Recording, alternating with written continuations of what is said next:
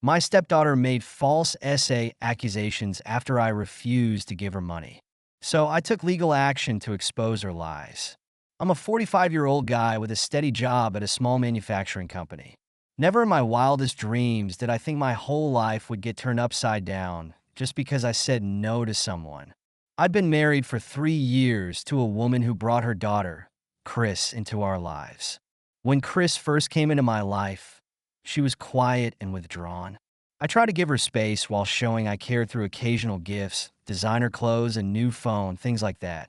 While we never developed a close bond, I thought we at least had a basic level of respect between us. Everything changed a few months ago. Chris, now 19, cornered me after dinner one evening. She waited until her mom was upstairs, then casually asked me for $5,000. No explanation, just a shrug and you can afford it, right? We weren't wealthy by any means. I'd been saving for a long-delayed vacation and saw no reason to hand over that kind of money on demand. So I said no and asked why she needed it. She just rolled her eyes and walked away, muttering under her breath. Later that night, she called me in her room saying she wanted to talk. When I came in, she asked for the money again. I repeated my answer. Like I said at dinner, I don't have that kind of money for you.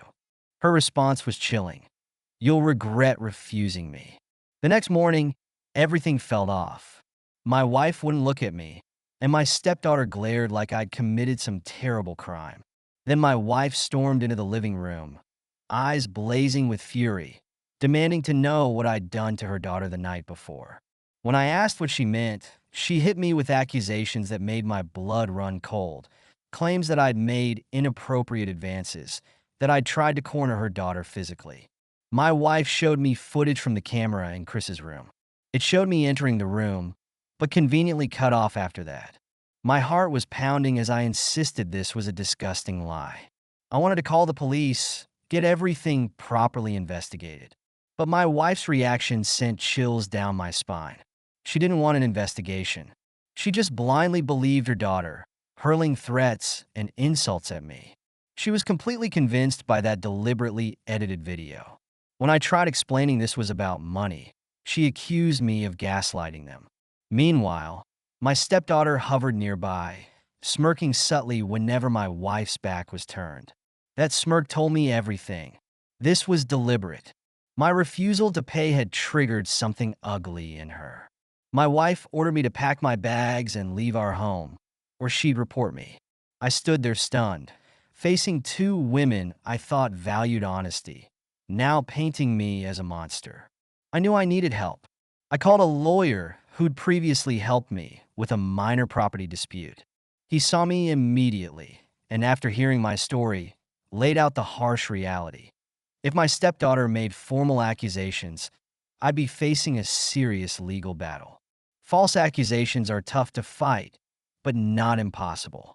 He urged me to stay calm, gather evidence, and avoid lashing out. According to him, these cases often hinge on credibility and motive. The fact she'd asked for money first was crucial. I decided to fight back, but I needed a plan. I refused to roll over and lose my career, reputation, and everything I'd built. The next day, I focused on strategy.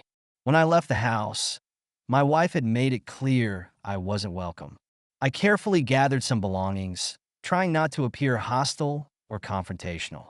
My stepdaughter watched from the hallway, arms folded, a small grin tugging at her lips. It turned my stomach.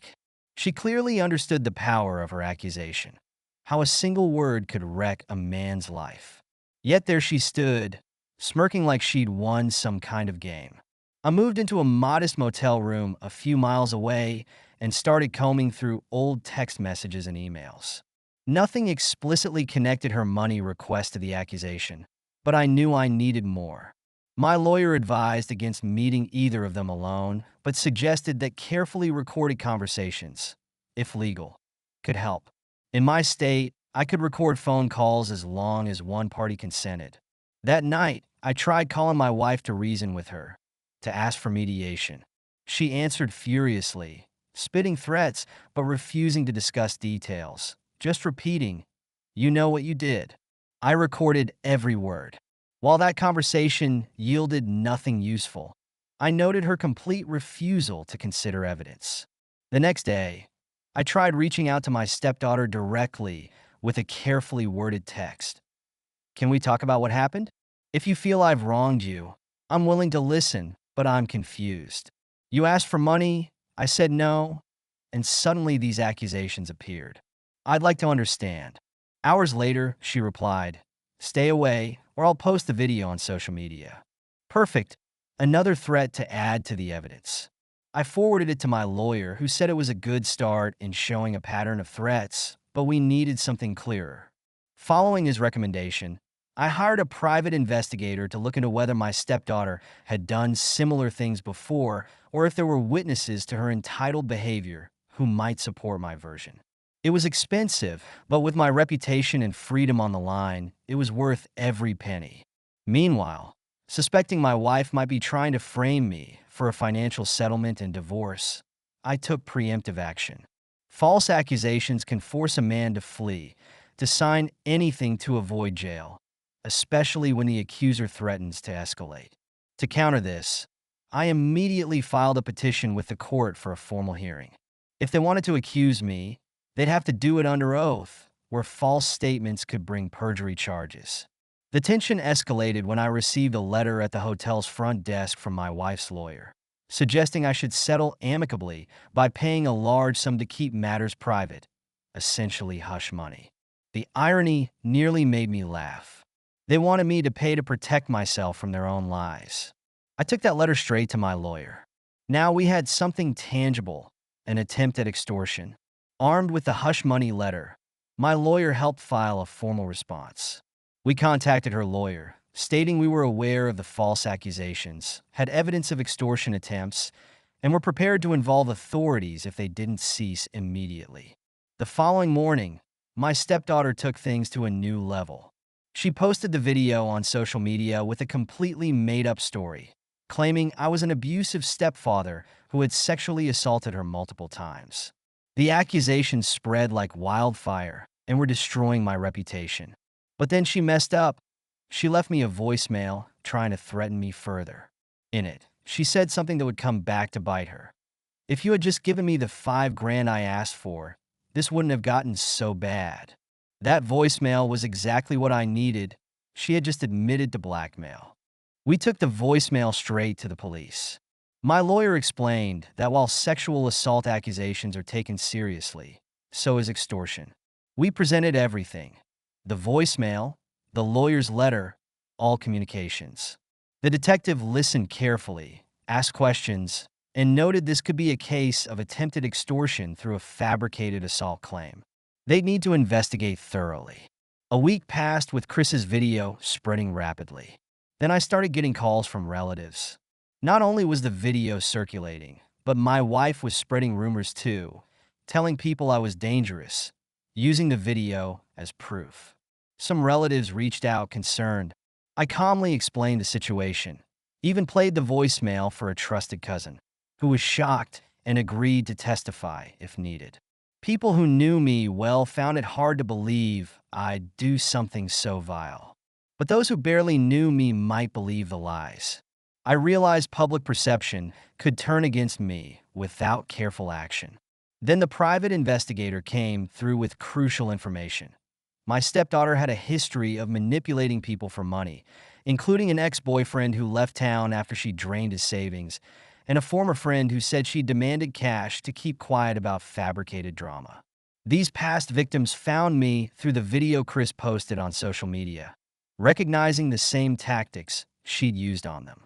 They offered to help gather evidence against her manipulation. She'd used the same playbook with them, recording vague videos and threatening to damage their reputations if they didn't pay. They'd been too scared at first and sent money, but she kept demanding more until they'd had enough. Armed with all this evidence of her pattern of blackmail, we filed a defamation lawsuit against my wife and stepdaughter. Their lawyer reached out to mine, suddenly sounding nervous and conciliatory, asking to resolve things without a trial. The threat of perjury, extortion charges, and exposure had clearly spooked them. I refused any deal that didn't include a full retraction and signed statement admitting they lied. My lawyer agreed this was the best approach. If they wanted out, they had to come clean publicly. I braced myself for the final showdown, knowing it could explode, but I wouldn't settle or pay a dime. The meeting took place in my lawyer's office. I arrived early, feeling calm for the first time in weeks. When they walked in, they looked tense. My stepdaughter avoided my gaze, fidgeting with her phone while my wife, once so confident and fiery, now looked hollow, as if the weight of her lies was finally hitting her. Their lawyer cleared his throat and announced his clients were prepared to issue a statement retracting their allegations. He pushed forward a document that clearly stated the accusations were fabricated out of anger and financial frustration. It included an apology for damaging my reputation, signed by both my wife and stepdaughter. But I wasn't satisfied. This isn't enough, I told them. I want it notarized and I want it public. You spread these lies far and wide. You don't get to whisper the truth privately and walk away. They hesitated, but their lawyer knew we held all the cards. Public retraction was their only way to avoid a trial and possible criminal charges. A week later, they posted a formal apology online and sent copies to key family members. My stepdaughter's voice cracked during a private video call arranged through the lawyers as she admitted inventing the accusation because I wouldn't give her money. My wife confirmed she'd blindly believed her daughter and tried to extort me without evidence. They looked defeated, forced to surrender their pride to avoid harsher legal consequences. Once they'd followed through, I withdrew the defamation suit as agreed. But I wasn't about to maintain any relationship with them. I filed for divorce immediately. My wife had proven she'd stand against me without evidence, and my stepdaughter's mask had shattered to reveal her cold entitlement. The divorce moved quickly once the truth was out. Her credibility was shot, and the court sympathized with my position. Within months, it was final. My stepdaughter got nothing from me. No money, no settlement, just the public shame of being exposed as a liar. My ex-wife moved out of state, reportedly trying to start fresh where fewer people knew her story. I focused on rebuilding my life, throwing myself into work and reconnecting with friends who'd supported me through the ordeal. The experience taught me that standing firm, using the legal system properly, and refusing to cave to blackmail pays off. True justice takes patience and nerve, but watching entitled liars face the consequences of their actions made it all worthwhile. Looking back, while the ordeal was devastating, it revealed the true character of people I'd trusted and showed me the importance of standing up for the truth, no matter how difficult the fight might be. Sometimes justice requires you to weather the storm, gather your evidence, and trust that the truth will eventually prevail. Thank you so much for listening to my story. If you have any thoughts, I'd love to hear them, so please leave a comment. Don't forget to like and subscribe if you want more stories like this one.